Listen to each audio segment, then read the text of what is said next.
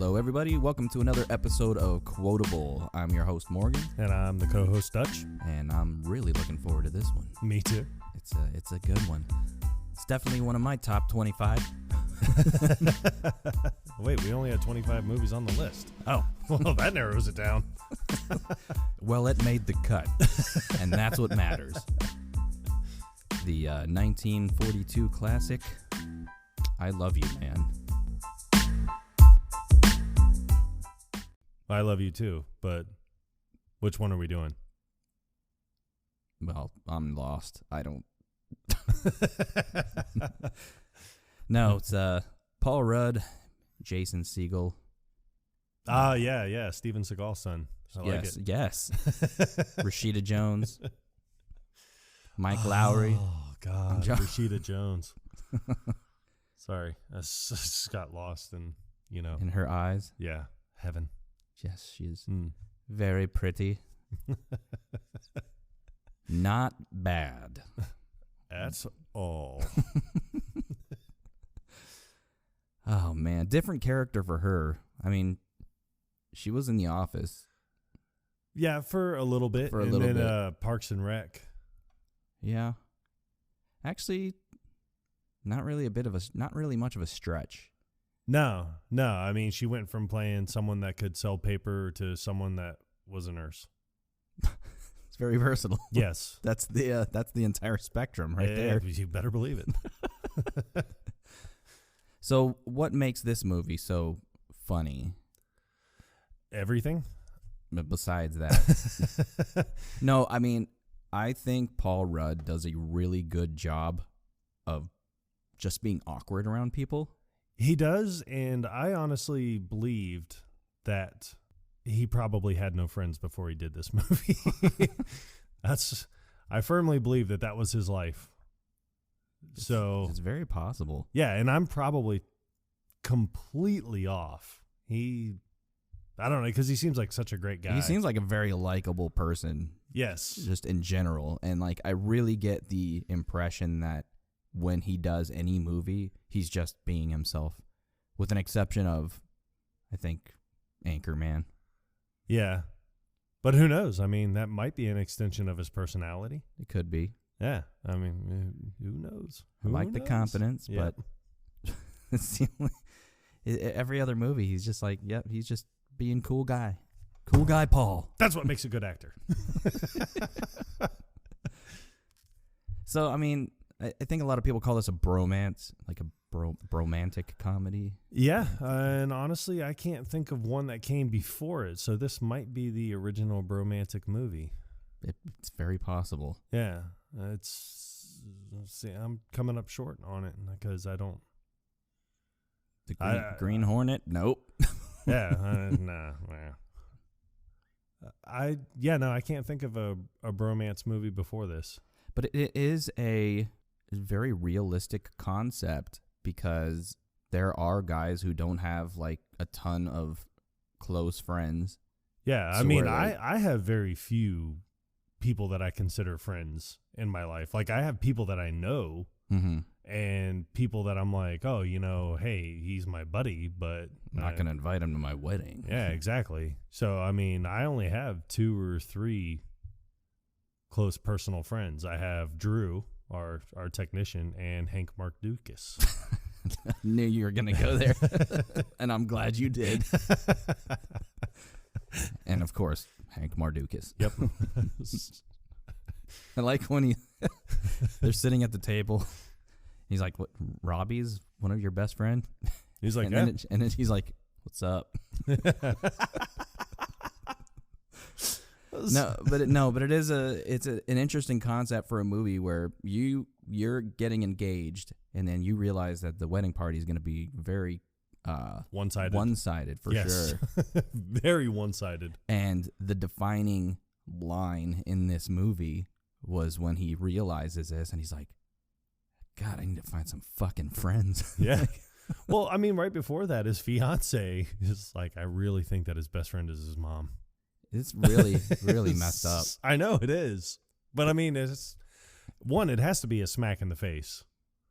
Well, he comes home. I think on numerous levels it has to be a smack in the face because it's like, God, dang it all, she's right. My best friend is my mother. But he comes home from fencing practice, and she's hanging out with all of her girlfriends. Yeah, fencing. Yeah, fencing. Who does that? I don't change the record. God bless it. But it's weird because he's really good at fencing. Yeah. Has anyone seen my man Chet? Easily one of the best lines in the entire movie, said by Tom. Nick Kroll. No. It was Tom. Oh. It was Tom from Parks and Rec. Aziz. Yeah, I can't think of his last name. Aziz Ansari. It's Tom Davenport. No. In Parks and Rec? No, it's Tom Haverford. Tom Haverford, that's right. Davenport. You were close. Samsonite. There was a V in the name. Perhaps an A. I think there was an O. Can I buy a vowel? Unnecessary, but okay. But it's weird because this may have been his first movie, but he has a very, very small part. He does have a very small part. But he looks kind of unkempt. He almost looked really tired. He might have been. He hadn't really come into his own. In his role in Parks and Rec, I felt like he was always really put together. Yeah. He was always dressed nicely and had his hair, done properly, working in a government building. But I felt like he really took pride in his appearance, and it was weird to see him in this where it was not that. Yeah. It's like he was wearing that shirt where you're like, yeah, did you sleep in that? Right. Exactly. He's like, what does Nick Kroll say to him? He says something about dick liquor, but I don't remember what he says before that. And yeah, because that's his opening line. Right when he comes in, he was like, anyone see my man Chet? And he was like, it's probably under your Cressiver dick liquor or something. I mean, it's all fencing terms, but I don't know. Yeah, and then I don't know fencing. Aziz, he goes to tickle Nick Kroll, which is weird, and he's like, yeah, I know. Such a weird interaction. Yeah. But this is when you find out that his fencing buddies, Tom, we'll just call him Tom because I don't know what his character's name is in this movie. I don't even know if they said it. I think it was Tom Haverford. It could have been. Yeah. It has to be. It's got to be. Well, you find out that he's also getting married. So they were going to Joshua Tree for a little engagement. Play a U2 record. Yeah. Oh yeah. Such a lame line. Joshua Tree. It's actually I'm engaged myself. He's like, oh really? We didn't know. Yeah. It's yeah, because he doesn't talk to his buddies about stuff like that. It's not that he's intentionally aloof. Yeah. But but they do point it out that he's always a girlfriend guy. Mm-hmm. And his brother pointed it out perfectly that, he's like, oh, he's always been a girlfriend guy. So his friends just kind of fell off. By the wayside. Yeah. And I've had friends like that before where it's, they get a girlfriend and then all of a sudden, bam, it's all about the girlfriend. And they never want to do anything unless they can clear it with their girlfriend. And I'm like, come on, you've known her for 3 days. You don't need to check on to see if this is okay. And I don't know, what the age difference is between, Paul Rudd's character, Peter Clavin, and his brother, who's played by Andy Samberg. Oh, they say 8 years. So that's probably why they weren't as close. Yeah. They make that abundantly clear. So it's almost like in the process of Peter trying to find friends, he seeks the help of his brother, who works at a brother. I need you to help me find some friends, brother. But it's weird because his brother is gay, and they're in the gym. Yeah, his brother works as a trainer at the gym. Did you notice on his shirt? It said something in really, really small text on the front of his shirt. Well, I know he was wearing one shirt, and it said train. Yeah. It was really small. Yeah, really small. This is my graphic tee. But his thing is he likes convincing straight guys to be gay or something.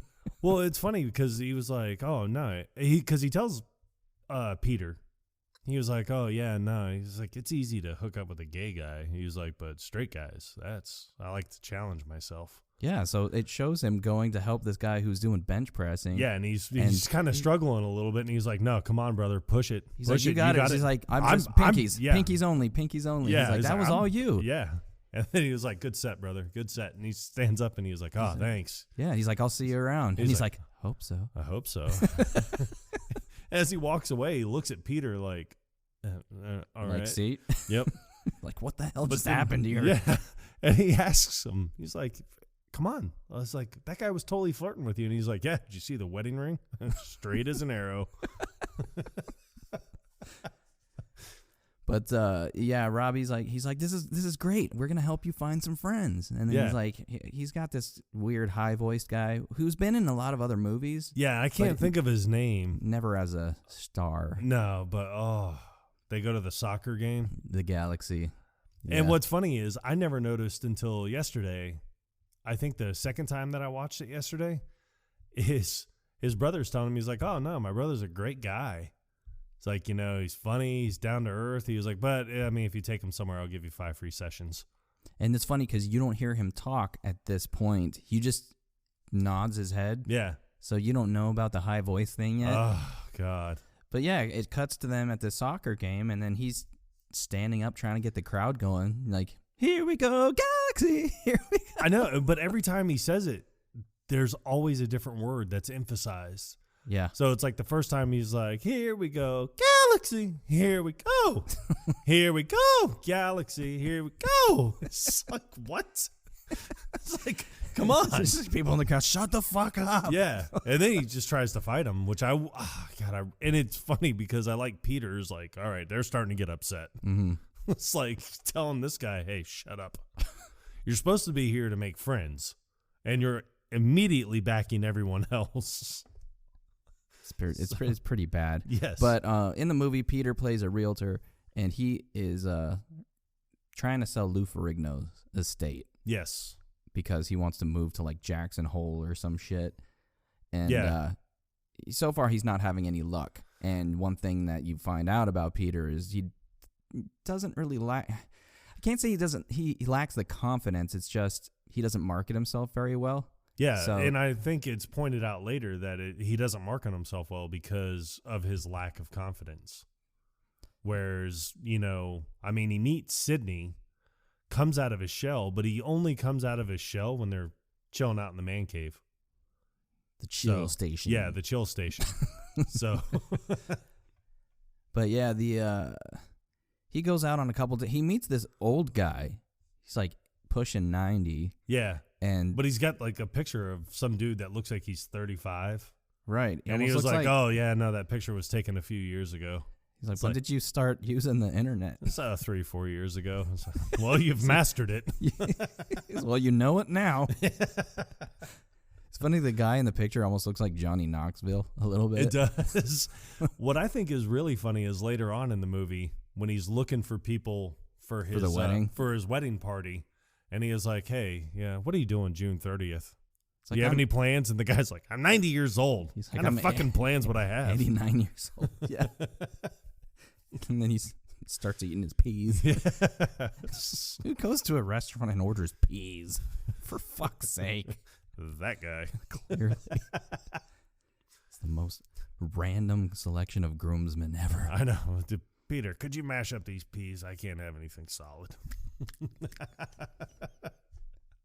But I do like the open house where he meets Sydney. Yes. I like the the blonde. Ooh. Oh, and that guy was trying to impress her by pretending that he's going to buy this house. Yeah. And then he even tells him, he's like, it's a little too small for me. Yeah, and it smells like fart. Yeah. But Sydney was trying to point it out. He's like, that guy's not going to make an offer. And he's like, what? No. He's like, he drives a Saab, and you know, don't get me wrong, I'm no snob, but it's a $30,000 car, and this house must be going for what, 4.2 million. Yeah. He's just trying to impress that girl he hasn't slept with yet. How do you know that? He's like, because he's got a fart. It's like you're not gonna fart in front of a girl you haven't slept with yet. He's like, how do you know? He's like, well, look at him. It's body language, Pete. Yeah. He's like, he's got a fart, but he doesn't want to do it in front of the girl that he hasn't slept with. Yeah. So he's like, he does appear to be clenching. Yeah, but it's funny because I like the guy's like points off in the distance. He's like, oh, that's a smooth move. Yeah, you go check out the kitchen, honey. I'm going to stay right here and look around. He's like, yeah, no, watch it. He's like, wait for it. Wait for it. Oh, lifted the leg. That's and then he fart. That's a fart, my friend. Starts fanning it out. He's like, look at this. This is crop dusting your open house. What a disgrace. He's like, you called that. He's like, that was like a play-by-play. But it's like, I love, it's such a natural, like organic way to interact with somebody who you've never met before. Yeah. And I think that's the best way to establish a friendship or a relationship in general, because it's not a forced, awkward situation. They're just being themselves. And this is when you see Peter just not seeming uncomfortable, not acting awkward at all. Their first introduction to one another is very solid. And I think that's what led to them becoming friends. I think that's, I mean, some of the best friendships I've ever had, that's exactly how it evolves. It just, you know, you're not trying to be worried about anything. You're not trying to, you know, come up with something to talk about. You know, I think that's why you and I have such a successful relationship and a solid friendship, because, I mean, nothing between us is ever forced. No. We don't judge each other on anything. But I do like that Peter, especially when he first goes over to Sydney's house, and he was like, oh, what you got going on over there? Because he has a bottle of lotion and a bong. He's like, oh, it's my jerk-off station. And the condoms? Yeah. It's like, he's like, this is where I jerk off. Yeah. He's like, what about the condoms? And he was like, oh, I wear them while I jerk off. He's like, it decreases sensitivity, so I last longer. What? He's like, and there's no sticky mess to clean up afterwards. And I sit there, I was telling you yesterday, like, I was sitting there thinking, like, who wants to last longer when you masturbate? Like, I don't want to last longer. I want it done, over with, gone. But I like that, you know, Peter's like, well, aren't you embarrassed to have that stuff out? And he's like, why? Masturbation's perfectly normal. Like everybody does it, even women. What about your mistresses, your lady friends that you bring over? It's like, oh, this is the man cave. It's like, Jesus, I have a jerk-off station. There's no women allowed in here. I got a jerk-off station, for Christ's sake. This was another moment, and I've talked about this in one of our other episodes. I hate it when they say, for Christ's sakes. Yes. It's not Christ's sakes. It's Christ's sake. Christ's sake. Or just, it's like Pete's sake. Yeah. I mean, change it up a little bit. I mean, you know, that's why I think I use dang darn, quite a bit. Just because. Well, I don't care if people use it, but sake does not have an S at the end. They always say it wrong. You wouldn't say Chinese's. I know. My point exactly. Yes. It's already plural. Yes. Oh, my God. But it's, he was playing hooky from work that day. And this is before, so this is the first time he's introduced to the man cave, you know, Sydney's man cave. Because he calls Sydney after their initial introduction. Yeah. Because he seemed like a cool dude. Hey, Peter Fife, it's Sidney Clavin. Sorry, that's not right. He's like, he completely screws up the voicemail. Honestly, he screws up almost every conversation he ever has with them. He's like, hold on, that's not right. Yeah, because they swapped cards, but the first time they hung out, they went to James's Beach Bar, and that's where they had the fish tacos, which were the tits. Yeah. But I like that he nicknames them there. He's like, oh, Pistol. And he's like, Pistol. He's what's that? And he was like, pleasure giver, Pistol. Yeah, he's like, Pistol Pete. You're Pistol Pete. You're Pistol Pete.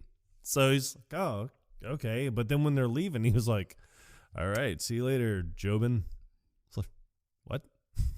Such an awkward statement. It's like, where the hell did you come up with Jobin? I called you Jobin, which means nothing. You called me Pistol Pete, and I nothing. Yeah. You had one job, Pistol Pete. There's so many awkward lines. Funny, but awkward lines. Like, for instance, when Sydney's getting ready to hop on his Vespa to leave. Yes. He's like, you got my number, yeah? Yep. And then Peter's like, I got it stored in my iPhone. I'm going to call a taxi. He's like, I'm drunk. Yeah. And then as he drives away, he's like, okay, well, if you need me, man, just give me a call. And like being genuine about it. And then you see him, and he's just doing that weird rocking stance. And he's like, I don't know the number for a taxi. Even when he's by himself, he's awkward. But he gets home, and he tells Zoe that, he's like, yeah, got kind of drunk. And she took a taxi home. I like how he's so proud about that. Well, I had to take a taxi home. She's like, really? She's just like, did you puke on him? No. Nope. Oh, is he your best man? It's too soon to tell. It's too soon to tell, honey. I'll be in a minute. I'm going to go check on the Ferrigno estate. It's like, you go back to sleep. But yeah, because before this, he goes to her best friend, Denise, who's played by Jamie Presley. Yes. Presley. Either way. I don't know. She's hot. Yeah, it's the hot Jamie. She's not ugly. Yeah. Oh my God. I love. Where am I right now?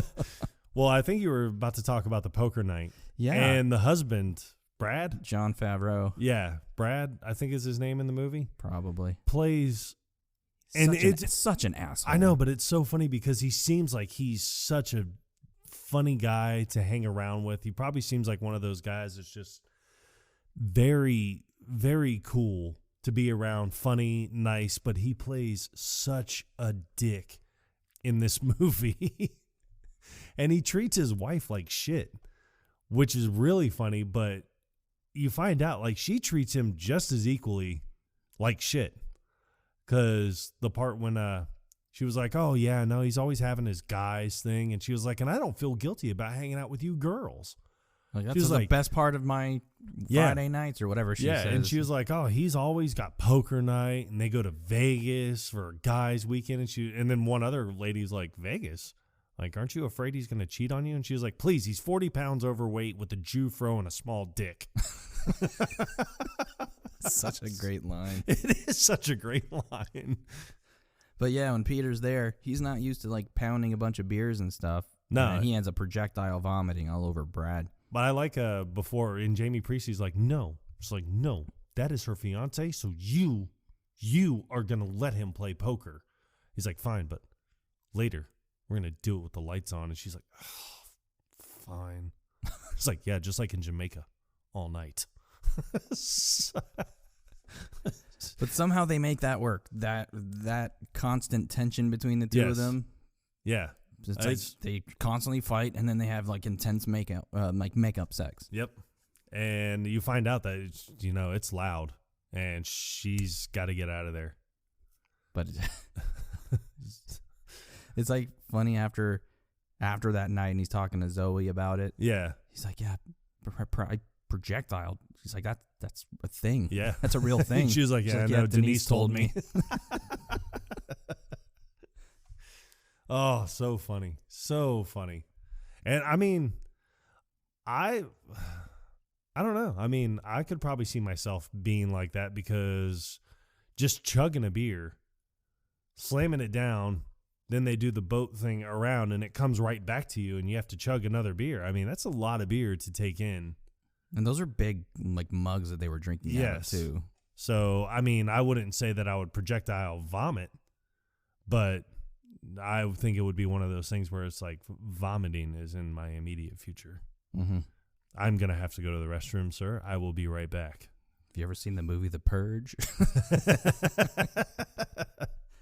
It's a little like that. Yep. But no, back to Peter making his initial phone call to Sydney. He's like in the office and he calls. And then he gets lost in the middle of leaving the voicemail. One of his coworkers walks by. He's like, "Oh, hi, Nicole," or whatever the hell her name is. I think it was Lynette. And he's like, "What was I talking about?" Yeah, it's like, yeah, I think. Well, yeah, just give me a call back and whenever you get get a moment, get a moment, and then. He's trying to sound cool to like impress him. Yeah. Even though he didn't do that during their initial encounter. Right. And then what's funny is he goes and sees Zoe at work, and she's like, "Oh, what are you doing here?" And he's like, "Oh, I had an appointment downtown. So I figured I'd just swing by and see how you were doing." And then that's when Sydney calls him back.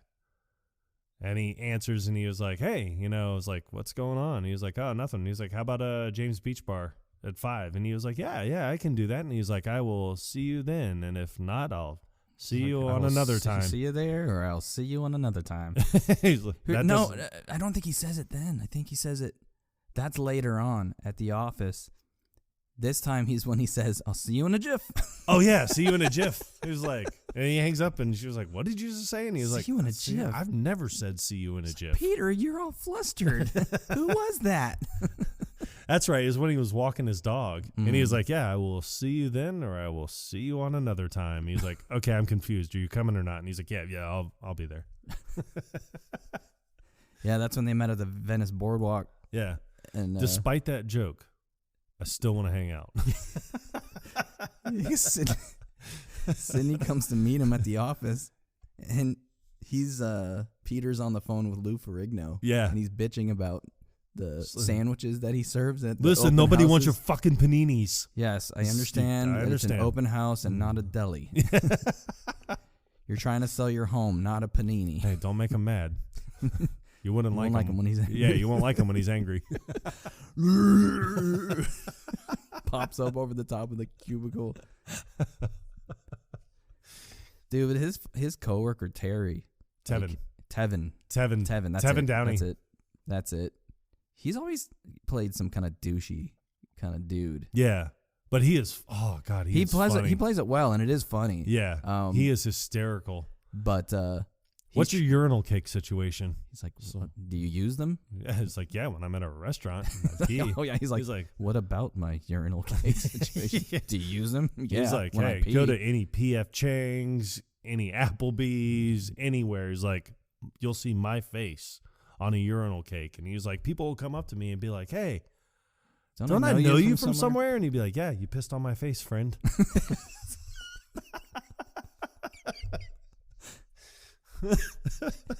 It's like Sydney calls him like, you urinal cake faced shit bag or something. Yeah. Because like, I pissed on his face at a Bennigan's. Tevin, he's trying to poach on Peter's Ferrigno deal. Yep. He's like, I want to go halves on this thing. He's like, just putting on my friend hat here. Yeah. And he's like, no, I want to do this myself. I want the challenge, which I mean is respectable. And Tevin actually seems like, okay, hey, right then he seems like, hey, look, I'm just trying to help you out as a friend. It's cool though. Like, I'm glad you want a challenge. But then you see him trying to poach Ferrigno, and it's like, what a dick. Well, that's incredible. I don't even care how great your smile is. Yeah. So the day they're out on the Venice Boardwalk, which you find out Sydney's dog he never picks up after. Yeah, it's like compost. Yeah, but not when it's on the sidewalk, though. I know. It's different. He's not shitting on the lawn, man. I just stepped in your dog's shit, you shit giant. Nice scarf, douchebag. The first guy that steps in it, he's just like a middle-aged, kind of frumpy-looking dude. Which is funny because he's out for a run, and he passes them like right after, and they're having the whole conversation about, are you gonna pick up your dog shit? And he's like, I never pick up my dog shit. It's like compost. It'll degrade. It helps out Mother Nature. Well, you can see when he's running. Yeah, and it's like he aims for it. Like he just he goes right by him and then just immediately so he can step in it. And then that's when he turns around and he's like, hey, I just stepped in your dog shit, asshole. And then you see him and he's like, what? He's like, shut your fuckhole. Yeah, he just like runs up to him with his fist in the air. He's like, and Peter's like, what the hell was that? He's like, I got an ocean of testosterone flowing through my body. It's like, Peter, like, we were supposed to act all civilized or whatever, but we're actually animals. Sometimes you have to let that out. Bah. He's like, rah. He's like, don't mock the process. You gotta, because he's telling him, he's like, you gotta scream. He's like, go on, let it out. Yeah, and he's like, I'm not gonna do that. Scream on in the middle of the Venice Boardwalk. Yeah. He's like, all right. So they go under the boardwalk. Yep. Under the boardwalk. Down by the sea. But I was telling you, like, I like this scene because from the camera angle, it's more kind of like a silhouette of the two of them. Yes. But when Peter's trying to scream, but he's embarrassed about it still, he's not doing it right. And Sydney's like, oh, that was great. Now, gently, like, you see him do the motion with his hand. Remove your tampon and try again. So don't mock the process. Why are you mocking the process? He's like, scream, or I'm going to punch you in the stomach. And then that's when he actually lets one out. He's like, that was really good. Yeah, it scared me. You actually scared my dog. Scared my dog. And then shows the dog. He's just like, whatever. Huh? Yeah. Oh, good for you. Screaming. Huh.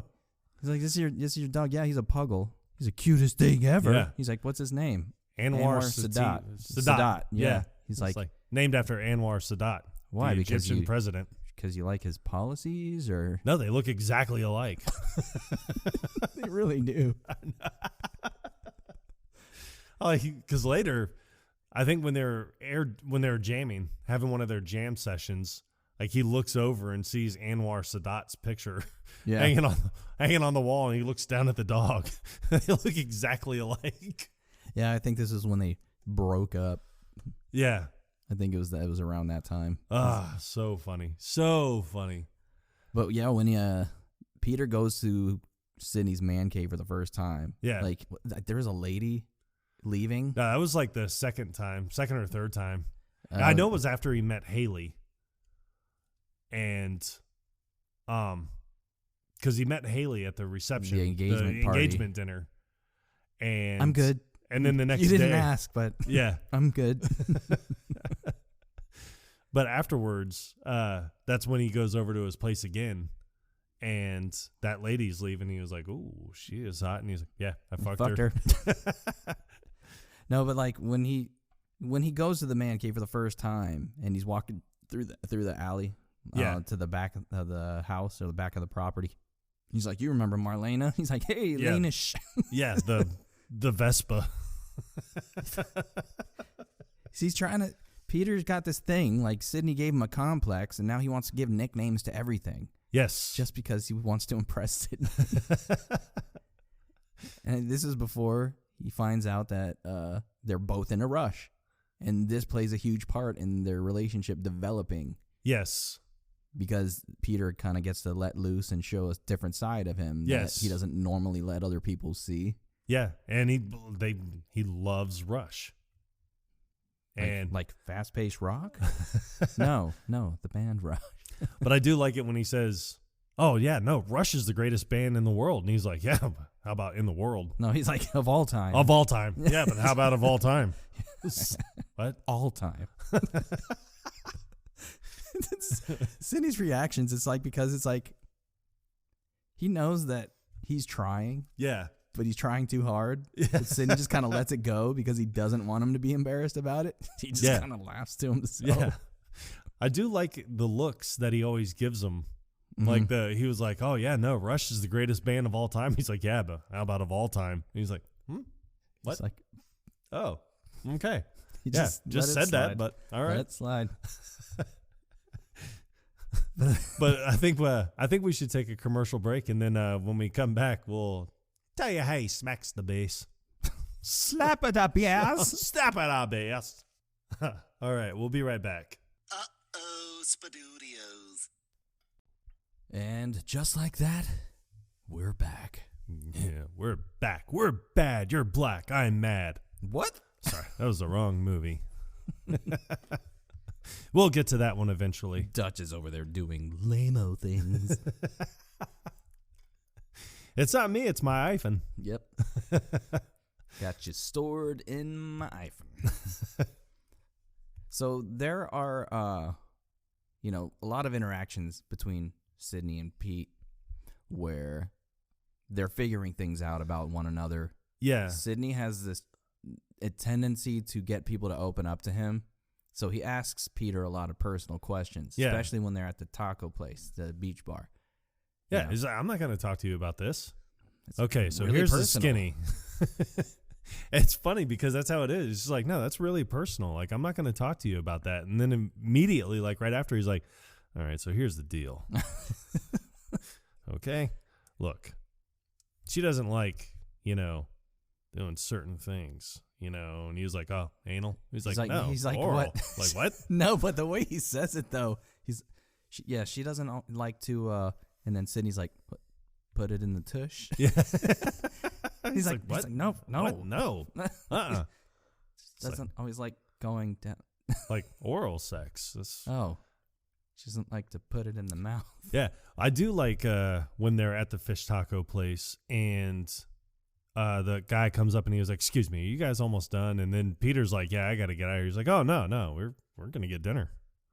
Where everyone has been saying, like, or his brother's been telling him, no dinner. Yeah, no dinner in a movie. He was like, these guys are friends. They don't want to see Devil Wears Prada. I love that movie. He's like, no, okay, no dinner. Yeah, no dinner, no movie. So that's what he's trying to avoid, these rules. And I do like at the beginning when he's still trying to make friends. And he goes on a date with Doug. Yeah, he goes on a date with Doug to dinner. And it's funny because that actor's, his name is Thomas Lennon. And I love his career. I mean, I first started watching him back in the mid-90s on a show on MTV called The State. And a couple of those people that were on The State went on to do like Reno 911. Right. He's written movies. I didn't know this until the other day, but Thomas Lennon is actually one of the guys that wrote The Pacifier with Vin Diesel. I did not know that. Yeah, I didn't know that either until I was watching the opening credits. I was like, wow, huh. And The Pacifier is a funny movie. Yeah, it really was. I haven't seen that one in a while. Yeah. My dad could tell you every line to that movie. He's never seen it. What? Yeah. But my niece quotes it all the time. No, she for the longest time, he had a DVD player in one of the cars that he was driving. Oh. And she always watched The Pacifier in the back seat. So he's heard the movie. He's just never seen it. Yeah, he's heard it. But he's never seen it. But I do like that date because it's weird because he's like, oh, yeah, it's just fresh off the boat from Chicago. And he's like, Chi-town. Duh, Bears. He's like, oh, the sports guys. Sports guys. SNL. Yeah, the sports guys. You know who else? Know who else I like? Dana Carvey. Dana Carvey, the old lady. He's like, church lady. He's like, well, isn't that special? I do like it. He's like, sounds like a leprechaun. What? Isn't that special? But then the waitress comes over, takes the order or whatever, and then as she's walking away, Thomas Lennon character. He's like looking at her, staring her up and down. He's like, oh, hot. So you're thinking this whole time, straight guy, straight as an arrow. Yeah. And then when they finish dinner and they're about to say goodbye, and then he was like, he was like, God, I've met so many guys lately that you just can't have a conversation with. And he's like, oh yeah. He goes, how about tomorrow, 8:00, Matsuda's, Machu Picchu or something like that. And he was like, yeah, I'll be there. So they give each other like a high five, and then Thomas Lennon is like, he pulls it in for the real thing. Yeah. Tongue and all. Yep. Yeah, he got in there. He really got in there. Yeah. And this, I love when Peter comes home. And he's kissing Zoe. You been kissing somebody? What? No. Peter, your mouth tastes like an ashtray. Yeah. Went to dinner with this guy, and she's like, what? You told me you were going to dinner like with a client. She's like, no, Mom set me up on a date. Peter, what the fuck are you talking about? He's like, I heard you the other night talking about how I don't have any friends, so my family's trying to set me up with friends. It's like, and this guy just, he thought I was gay, and then he kissed me, and he's like, and she was like, oh, he must have got in there, and he's like, oh yeah, she's tongue and everything. Yeah. Like, oh yeah. And then I like how he's he goes back to kiss her again. He's like, oh, God, can you go brush your teeth or something? He's like, I already did twice. Yeah. He's like, and mouthwash. And she was like, oh, there's Tom's in the medicine cabinet. And he's like, oh, no. I need chemicals on this one. I need to get some chemical. Yeah. I think I might use Comet. Yeah. It's just the great little interactions like that. Yeah. And then, but I like when he's talking to his mom, and she was like, no, he hasn't been in town that long. And she was like, yeah, just go to dinner with him. And he was like, oh, no, Robbie told me not to go to dinner with any of them. She's like, that is just stupid. Like, who cares? It's dinner. She doesn't understand. No, she doesn't. So, but it's great that later on when Sydney is like setting this whole thing up, he's like, oh yeah, no. He's like, how about dinner? It's like, see, it's okay. It's okay for two guys to have dinner. It's perfectly fine. Yeah. And then you just seem like a good dude. Thought you might want to grab a beer. I do like when he called him again and he was, hey, Sydney, it's Pistol. He's like, who? Who? The who? Oh, it's Peter Clavin. We had dinner the other night at James. Oh, hey, what's up, man? Yeah, it's like, did you not save his number in your phone? Yeah, probably not. I didn't have an iPhone. But it's funny because every time you see him, it doesn't really ever look like he's calling him on his phone. He's always like calling him on like a landline. Oh, yeah, that's true. Mm-hmm. Always something to think about. But when Sydney calls Peter, it's always on his cell phone. Yeah. It's great. Oh, God. I just love their interactions.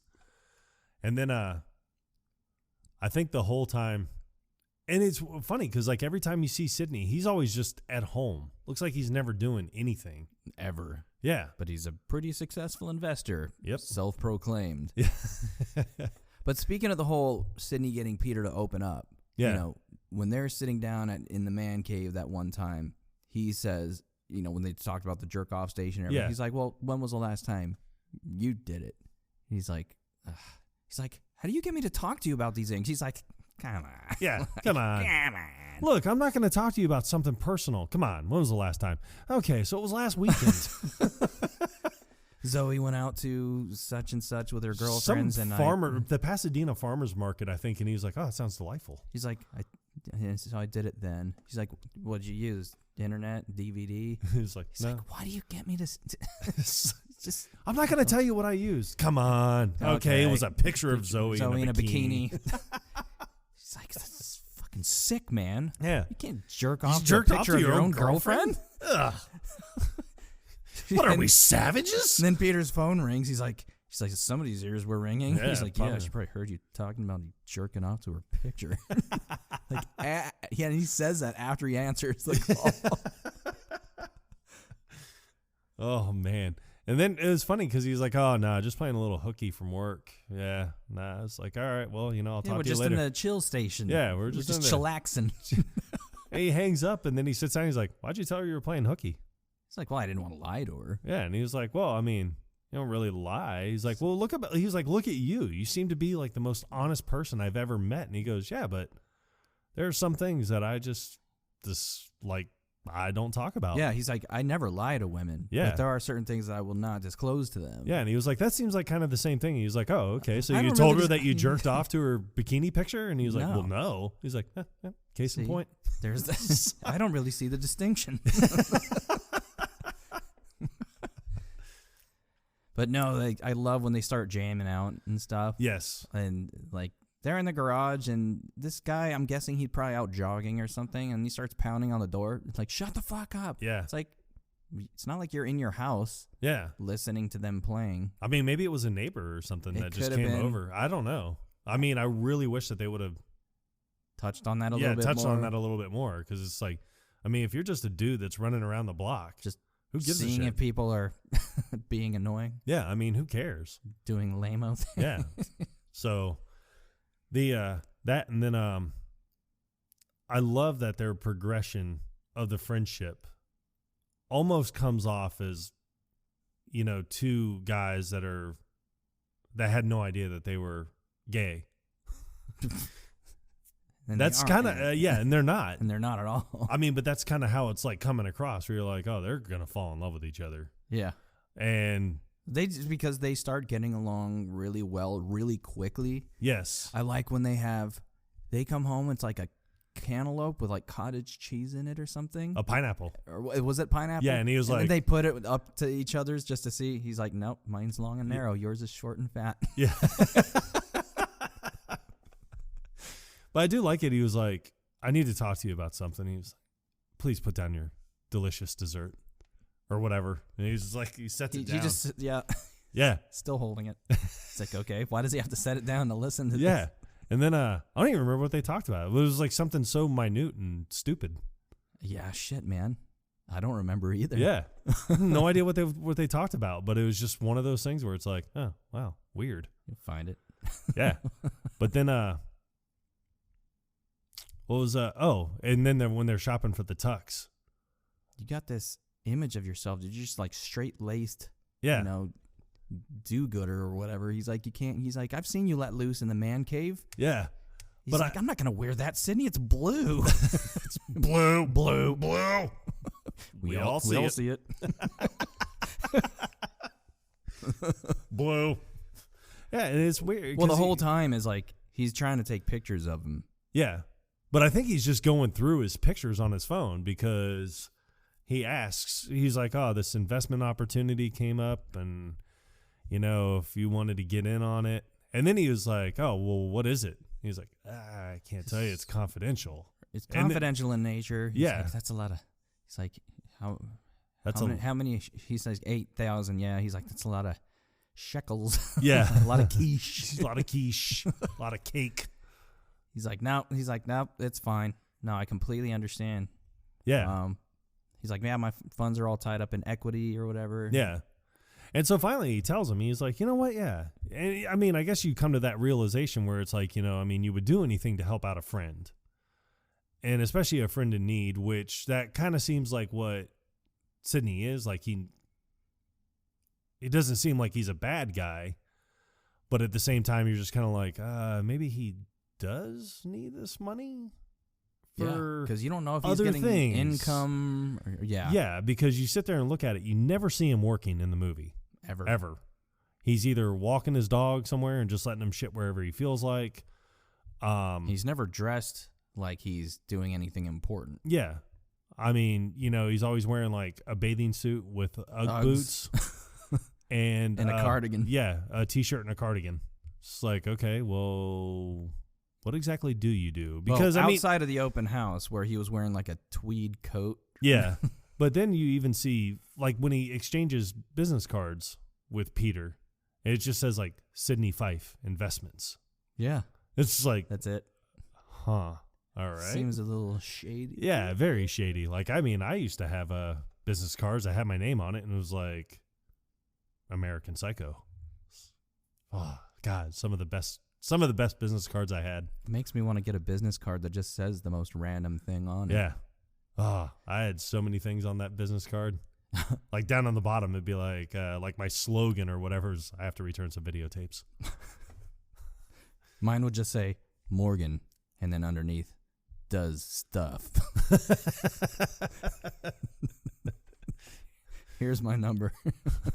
Call me. we should get business cards. You'd be like, Dutch does some stuff. Morgan does the rest of the stuff.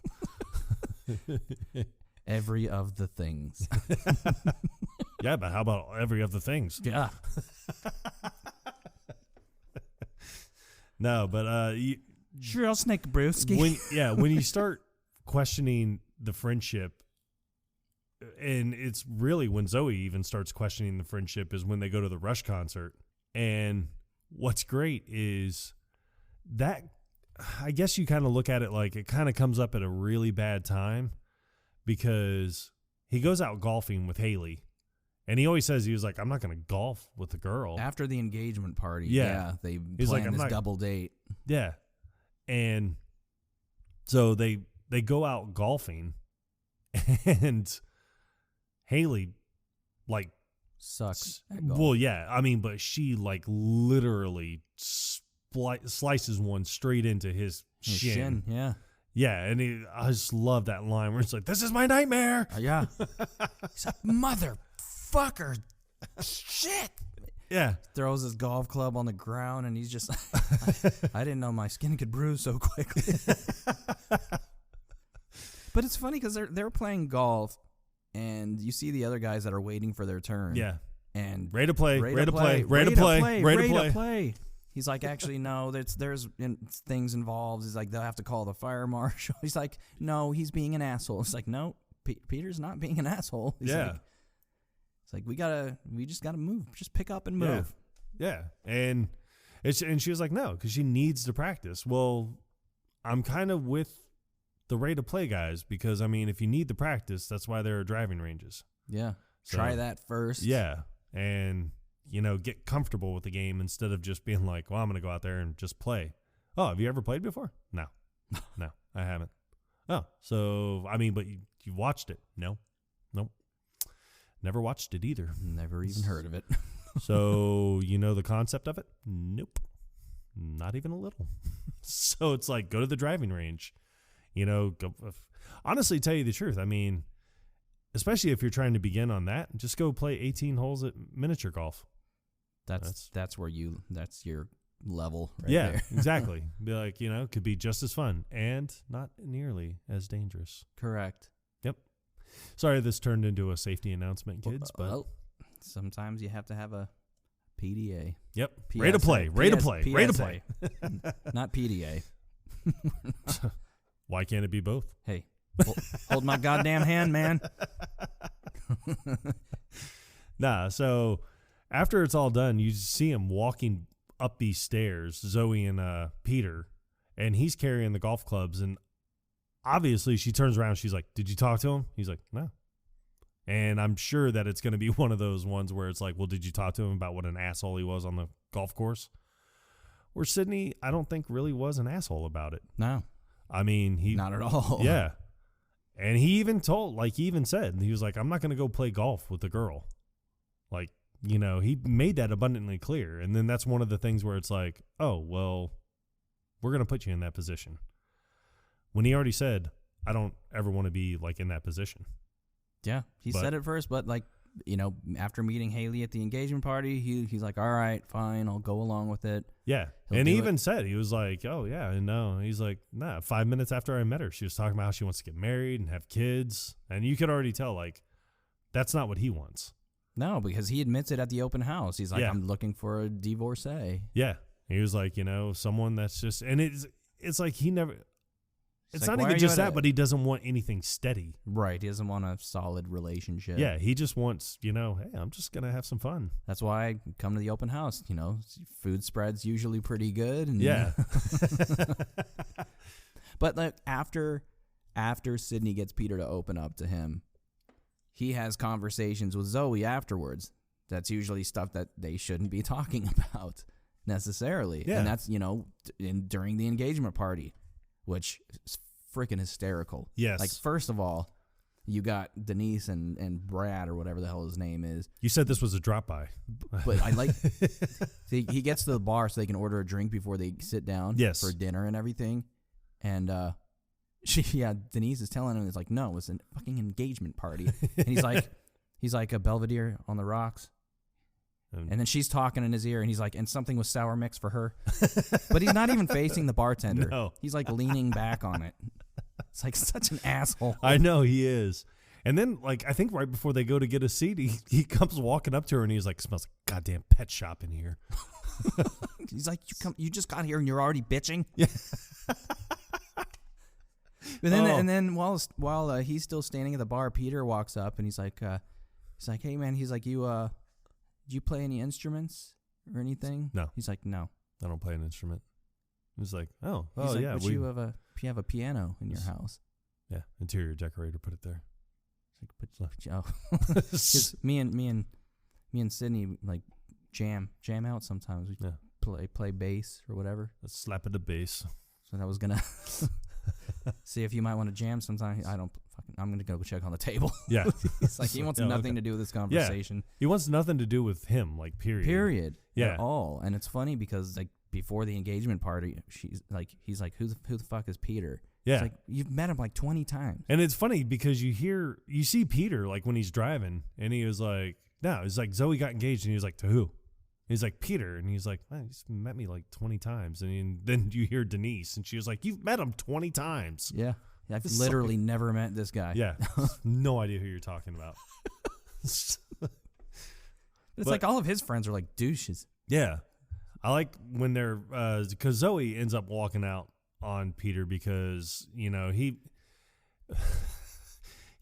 like, well, when he's trying on tuxes. Well, Sydney asked Peter, like, why are you getting married? And he's like, like, I don't really know how to answer that. Yeah. And it's funny because it's like, well, why did you ever get married? Like, people have asked me, well, why did you ever get married? Well, because, I mean, me and my wife were in love with each other then. Not so much now, but no, I'm just kidding.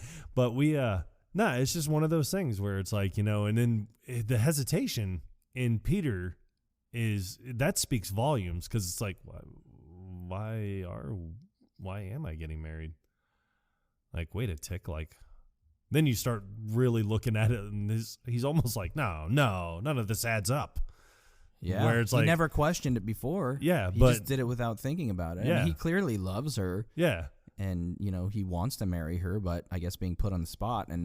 But I like it when he's talking to Sydney about it, and he's like, yeah, it's like, yeah, I asked Zoe why we were getting married, and I asked her that question you asked me, and he's, why would you do that? That was between you and me. Yeah, that was between you and me. Like, why would you do that?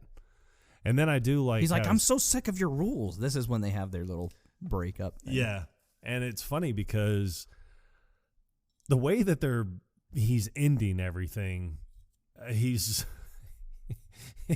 tells him, it's like, yeah, and I think you have my season 2 of Lost DVDs, and he's like, it's like, and he's like, but if you haven't watched it yet, I mean, it's cool.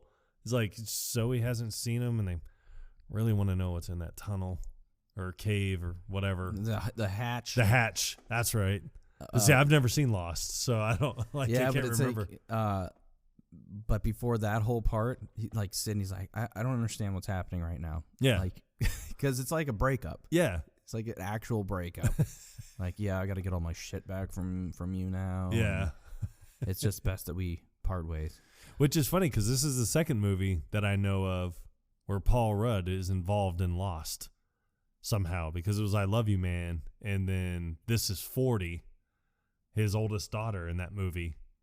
Like, she couldn't do anything with Lost unless she watched Lost. That's right. So, it's great. I wonder if he was a big fan. It's possible. Yeah. I mean, it's possible. Well, anything's possible. Let's go, Galaxy. Let's go. Oh, but the other thing that, like, at the engagement party was Sydney makes his speech. Yeah. And I like how he's going around the table. He's like, thank you all for, letting me be part of this, special occasion or whatever. Yeah. You got Robbie's lover. Which is the married guy. Yeah. From the gym. Yep. And he's like, you got this guy with the smoking hot wife over here. Yeah. He's like, whatever. And he's like, I come here today to tell you, Zoe, that, Peter's a giver. Yeah. He's a pleasure giver. He's like, and all I'm asking is, return the favor. But I like Brad because he was like, I don't think she has. I don't think she goes down. I don't think she sucks his dick. Yeah, I don't think she sucks his dick. But it's funny because she picks up on it. I think everybody picks up on it. Yeah. Then nobody says anything then and there. But on the ride back home, yeah, she's like, yeah, I don't understand what's going on. She's like, that's, why would you talk to Sydney about stuff like that? Well, I like that she was like, what was that toast with Sydney? And he was like, I don't know. And she was like, what do you know? And he's like, I think I may have mentioned in passing. Which to me, that's not like an in passing statement where you're just sitting there and you're like, oh, hey, yeah, no, I'm going to get out of here. My girlfriend doesn't suck my dick. I'll see you later, bud. Catch you on the flippity flop. So we'll talk tomorrow. More on this after the break. Come again? Wait, I didn't come the first time because my girlfriend won't go down. So I like how he's trying to be nonchalant about it and very just like, oh yeah, I may have mentioned it in passing. That like, like it's lessening the blow somehow. Yeah, no pun intended. But it's funny because she's upset with it, but he makes a very valid point. Like, hey, you tell Haley and Denise everything. And he's like, yeah, I just no, want how about everything? Yeah. Well, what about everything? but and she's like, well, sometimes it's I different. Just want stuff to be private between me and you. Yeah, and it's funny because she's like, no, it's different. And he's like, how how is this different? And you can't really say that it is different. It's different because you don't think it's wrong, but it's still wrong. So it's like you never consulted with me, because you do find out at the very beginning after Peter proposes and she's calling all of her friends, and she was like, oh, yeah, you know, he was like, yeah, he booked that place, that resort that we stayed at that one weekend. And she was like, oh, yeah, the first time you fucked? It's like, oh, no, they didn't fuck there. It was the hot tub in Mexico. Yeah, and he's just like, you told him about the hot tub? Yeah, they're on speaker. Yeah. And it's just like, he's like, you told him about the hot tub? Like, oh, and then they're like, oh, yeah, no, the resort.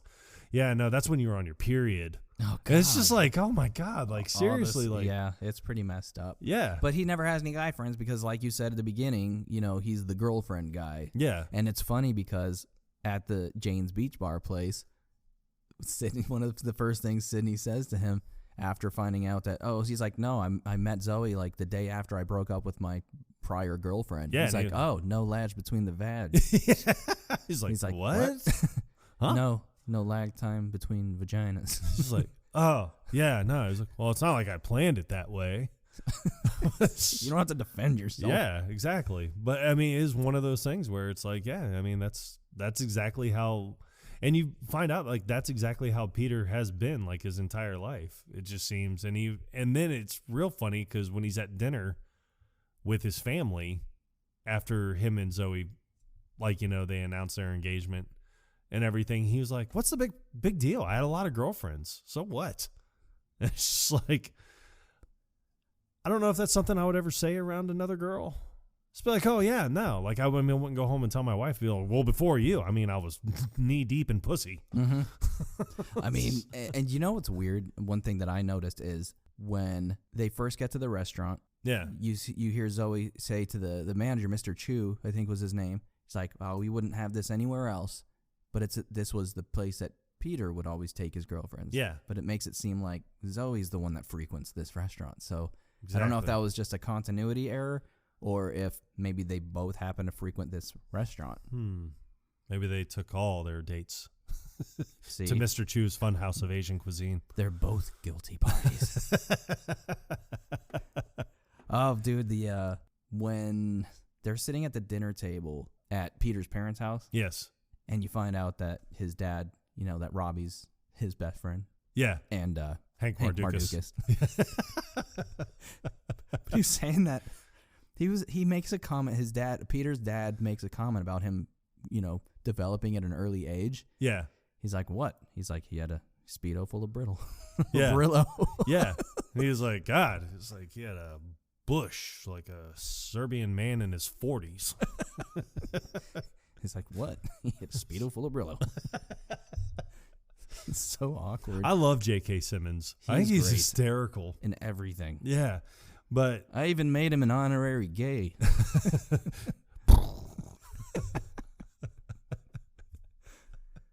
Oh, man. But I think one of the parts that stands out to me most in this movie is when they go to the Rush concert. And he does introduce Zoe to Rush, and what are you talking about? Like fast-paced rock? He's like, no, the band Rush. And it's funny because people like you want to say, oh, I've never heard anything by Rush, but no, trust me. As soon as Tom Sawyer plays, you're like, oh yeah, no, I know who that is. I didn't know who it was. Yeah, but I've heard the song. So, but he starts talking the lyrics to her. Yeah, he's like, exit the warrior. Today's Tom Sawyer. Yeah.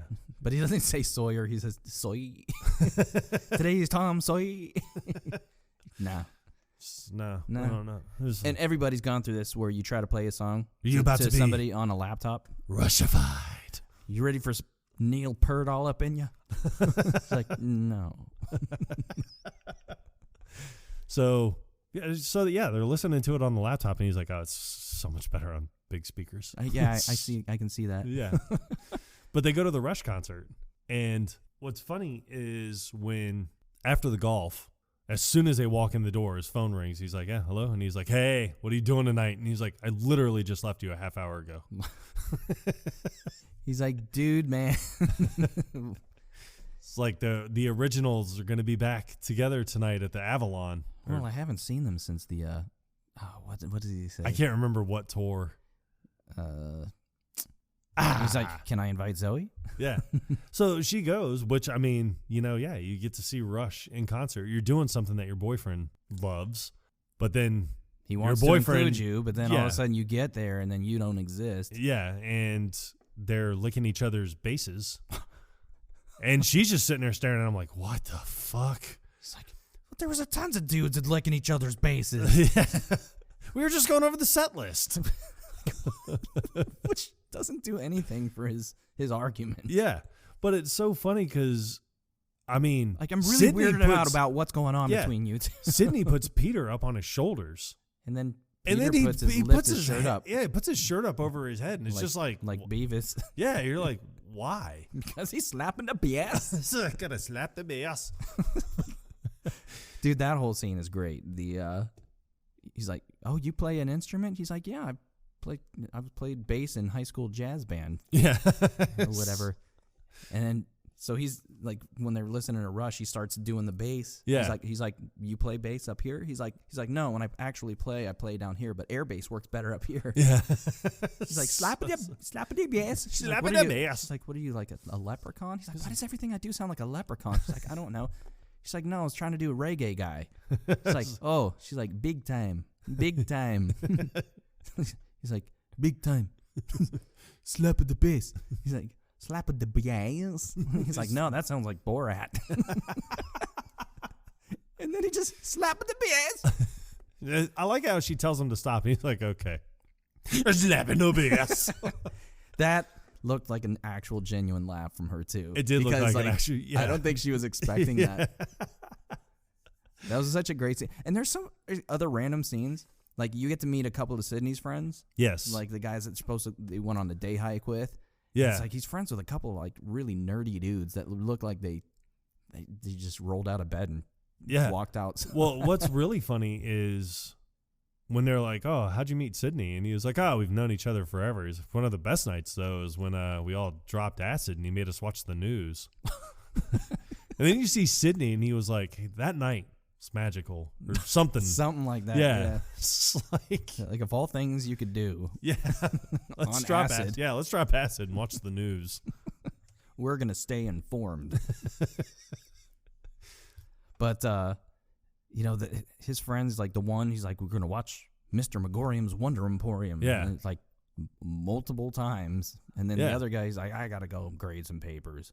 He's like, but I got this like 6-foot sub. I was hoping everybody was going to stay for dinner. Yeah. And then Peter's like, well, I can't let you eat a 6-foot sub by yourself. Right. So, and then it shows like he has a sub back at home, and Zoe's like, oh, don't you want any of this? He's like, nah, like a foot and a half over at Sydney's. And this is before she met Sydney. Yeah. So this is, she's just like picking stuff off of the sandwich and not eating it like a sandwich. She's like, what do you guys do for like 8 hours? You just like hang out, sometimes we jam. And that's when she finds out that he plays, bass guitar. Yeah. Guitar. That sounded like a leprechaun. But then after Peter, when they do the breakup, and Peter's telling him, he was like, yeah, he was like, it's really me and you. And he's like, what are you talking about? I got a ton of friends. He was like, yeah, that are all moving on with their lives. So it shows him trying to call these friends. And he was like, how many times can you watch Mr. Megorium's Wonder Emporium? And then he's like, well, I mean, can I come over and watch it with you? Yes. And he's like, what the hell is there to do at the Legoland that you're there with your kids every friggin' weekend? Yeah. He's like, well, I mean, I could come. Yeah. And then he was talking to his friend, and he was like, look, I know it's probably not ethical, but just give them all B+. But I like how, like, he's trying to find someone to hang out with. I like how they were talking about chocolat. I think that was during the breakup. Well, yeah, because he told him, he was like, you want to know the best night I've had? He was like, yeah, we had a house salad, some wine, and we watched Chocolat with Johnny Depp. And he's like, chocolate? Oh, you mean chocolate? He's like, no, it's Chocolat. He's like, Peter, you're not French. It's chocolate. But I do like at the end when he shows up at the wedding and he's like, yeah, I watched Chocolat. It's just delightful. The fuck is chocolat? I have no idea. But like the random selection of guys that ended up at the wedding. And it's like, it's awkward because when Sydney shows up, and Lou Ferrigno's there, like, he immediately just wants to kick his ass. Well, what's really funny is because of the scene when they're walking on the boardwalk and he looks over and he was like... Yeah, because Lou Ferrigno's talking to Tevin, yeah. Yeah, and he's just like, what the fuck? And he was like, oh, no, we're going to address this right now. So he just goes walking over and he's like, hey, Ferrigno, you promised my friend Peter that he got the full commission. Do I know you? Yeah, he's like, no, but I think you're pretty familiar with my friend Peter Clavin here. But I like how Peter's like trying to fight with the dog. And then he was like, now listen, Hulk. And then Zoe calls and he was like, stop putting your fingers in my face and stop calling me Hulk. Yeah. And then, but she was like, what is he doing? He's like, oh, Sydney picked a fight with Lou Ferrigno. Who the fuck picks a fight with Lou Ferrigno? Sydney's a hothead. I like how he puts him in a sleeper hold and he was like, oh, no. He's like, no. He's like, give into it. Give into it. And he's like, yep, and you're out. But you notice how he like drools? He like spits. But I like when he's at when he shows up at the wedding and Ferrigno's there and he's like, oh, no. He's like, it's okay, Ferrigno. And then he was like, yeah, put him in sleeper hold. Out. Oh, I loved it. Oh, I love it. But the, Zoe calls Sydney, before the wedding's about to start. Yeah. Because she doesn't want the wedding to go through without Peter having his best man. Right. Because she realizes that like he made a mistake and he misses him. And well, that's because she sees him with the wedding. Like she sees him with all the grooms or the groomsmen and everything, and they just go walking off, and he's just standing there, and then all of a sudden he just, starts slapping the bass. Yeah, he's just out in the lawn, just slapping the air bass by himself. She's like, So she calls Sydney, and he was like, oh, yeah, no, I think I can make it. And I always thought it was weird how when she calls him, it says the name of the hotel. Yeah. I thought that was weird too. Because if it's not a number that you have saved on your iPhone, at least back then, you would just see the phone number. You wouldn't see the name of it. I wonder how often he goes there. But here's the other thing. When Peter calls him from these other places, it's like, okay, does he see the name of that too? I don't know. Maybe.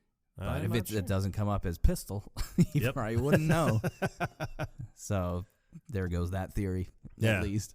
But you do find out that but he's already on his Vespa. Yeah.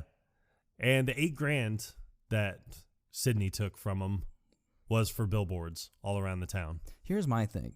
If he was supposed to use that $8,000 for an investment, the investment was putting up billboards, how does he get a return on that? I don't know. Well, I mean, he makes all the money back. And and that's what I wonder. Like, did he actually invest it in something else? Like, he got a deal on billboards. Did he get something in return for that? Because the only person who would benefit from the billboards would be Peter. Yeah. And unless Peter is giving Sydney some kind of ongoing commission from the proceeds or whatever. Yeah. Then that never made sense to me. Yeah. But the billboards were great. Yeah, they were. And then, but like the way that Peter got all the way that Peter got all like bent out of shape about the billboards. It's like they're ridiculous. All right, you know what? Pause. Rewind. Try again. He's like, you got my face on a 10-foot dick over Venice Beach or whatever. Santa Monica Boulevard or whatever. But what's funny is I like it when he goes over to Denise's to try and make up with Zoe, and you just see Brad, and he was like, "Oh yeah, it's poker night." It's like full table. And then you just see him. He's like, "Nice face."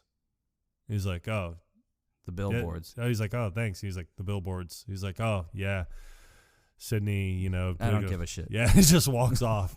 But then he's like arguing with his wife, and he was like, no, you're not supposed to be here on poker night. That was the deal. That's always the deal. And then she was like, no, Zoe is my friend, and if she needs a place to stay, she can stay here 5 fucking years for all I care. She's like, Zoe, you're welcome as long as you want. And then she was like, oh, and Peter? Yeah, they have plenty of room at the table. And then she like flicks him off. Turns around and walks away. She's like, thanks, I don't want to. Yeah, but I like it but it's funny because you see Brad and he's like, oh no, tonight you're gonna dress up as a cheerleader. And she's like, fine. Such a weird relationship. It is such a weird relationship, but it is so funny. But, that's the moment where they get their engagement back on track. Yeah. And then they realize that, he was only questioning it because he was put on the spot. And he's like, of course he wants to marry her. Yes. And I do like at the wedding when everything's kind of all said and done. And then the dad's like, I want you boys to both know you're both my best friends. And Hank Mardukas. He's like, hey, Hank. He's sitting next to the wife, so you finally see him. He's... But it's like... So you finally get to see Hank Mardukas. Right. But it was weird how when Sydney gets there, he gets out. He's like, nope, I just wanted to catch the end of the wedding. He's like, I'm not here to interrupt. Yeah. Because I think that's when Ferrigno's going to... He's like, no, I'm not objecting to anything. It's like, I just wanted to catch the wedding. But it's weird how he's walking down the aisle and he does like the 1 foot thing. Yeah, just like the bride. Right. It's like, you're not obligated to do that at this point. No. He's like, just get up there. She's just like, well, you got here fast. He's like, yeah, I was on my way to such and such, so I was on the Vespa, so I just had to do the little weaveroo. He's like, you're lying. Your voice got higher. And then you see Elmo, or whatever his name is. He's like, his voice got high. But I love Lou Ferrigno's reaction to that. He's just like... It's like chuckling to himself. But it's funny because he's like, yeah, I watched Chocolat. It's just delightful. And that's when Peter's dad, I think Peter's dad says, what the fuck is Chocolat? And then like Robbie, who you would gay assume, son. That was the gay son doesn't know what Chocolat is of all people. I have no idea. But then Doug chimes in. And because Doug has seen it. Yeah. He was in the bridal party somehow. Yeah. He's like, it's a great movie. But he's like, you could tell that Doug's into Robbie too. Yeah. Because there's that one scene where the whole group of the groomsmen are walking, and you see Doug behind Robbie, and he's just like staring at his ass. I do like when you see Sydney trying on the tuxes, or not Sydney, but Peter trying on the tuxes, and that's when Doug is sitting there, and he was like, oh, you know what really hurts? It's like spending a delightful evening with someone. And you put yourself out there for them to never call you. He's like, Peter, you're a whore. He's like, it was the taste of betrayal. Yeah. It was not the taste of betrayal. It was the taste of betrayal and fucking whore. And then you see him outside and he's giving Sydney a hug. Or Sydney gives him a hug because he's giving him the $8,000. And then Doug walks by real quick and he was like, you're a whore. No, he was hugging him because he asked him to be his best man. Oh, yeah. Yeah. And that's like, when that was. You're a whore, Peter. But it's like when they're still in the fitting room or whatever, the tuck shop. And then Peter's like, as soon as Doug walks away, he's like, I can explain that. And then Sydney's like, I would love to hear this. And then what was the other one where he's what does he say? Oh, when he gets back after seeing all the billboards, and she was like, oh, Peter, have you checked your messages? You have like 1 million of them. Mm-hmm. And then one of them's from Doug, and he was like, you know what? The billboards are actually very tasteful. I would expect nothing less from you. and there's like, she's like, oh, I saw your billboard over some. Oh, I like the one of you in bed. She's like, my number is. Yeah. But it's weird. I kind of like how they did this, where you hear the voicemail from Lou Ferrigno. Yeah. But then it cuts to him as he's leaving the message. Yeah. And he's like, it looks like he's getting ready for like a film shoot, like an on-set thing. Yeah. He's in his robe, but they're doing his like nails or makeup or something. And he's like, I saw the billboards, and he's like, this is very, very tastefully done or whatever. Yeah. He's like, I expect nothing less. He's like, just call me or text me. Yeah. But it's like, why does he come across so feminine in this movie? Know. Yeah, I don't know. I mean, maybe that's how he is in real life. Yeah, I mean, he might be. Because bodybuilders might be like that because they're so strong. So you have to be careful. I had no idea. He's got the same lisp as like Tyson. Yeah. Yeah. And I think it's mainly because he's deaf. Oh, or like legally deaf. Really? Yeah. I did not know that. Yep. Oh, has been for his whole life, I think. Well, I'm a fucking asshole. So, Lou Ferrigno, if you're listening, which, God, I hope you are, we're totally not making fun of you. So, if you can hear this. You have every right to give me a sleeper hold. If you're within the sound of my voice. You have to read my lips in order to know. That's not how podcasts work. But no, this is where they have the defining moment, after the whipperoo. He's like, no, I'm glad you made it to the wedding. He's like, I miss hanging out with you. He's like, you were a really good friend and all that shit. And he's like, I love you, man. And then Cindy's like, love you too, bro. Or love you, bro, Namath or whatever. Yeah.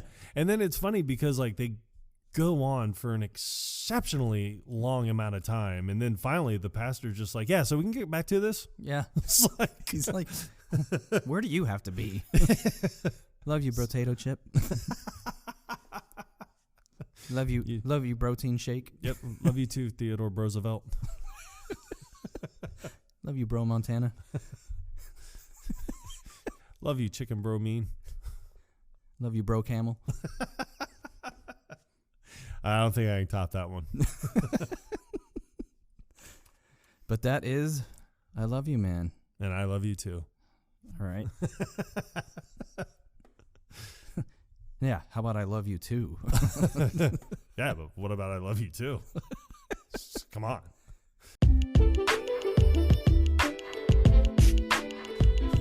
Well, I hope you enjoyed this one as much as we enjoyed doing it. Oh, God, I loved this one, and I actually really love the next one too. I love lamp.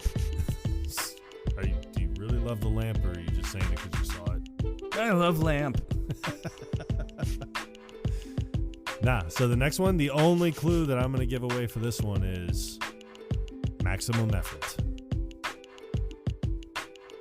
That's it? Yep. All right. I think that says enough. We will leave you with that. And until next time, you stay classy, Quotable Nation. Hey, shut up. Quotable Podcast.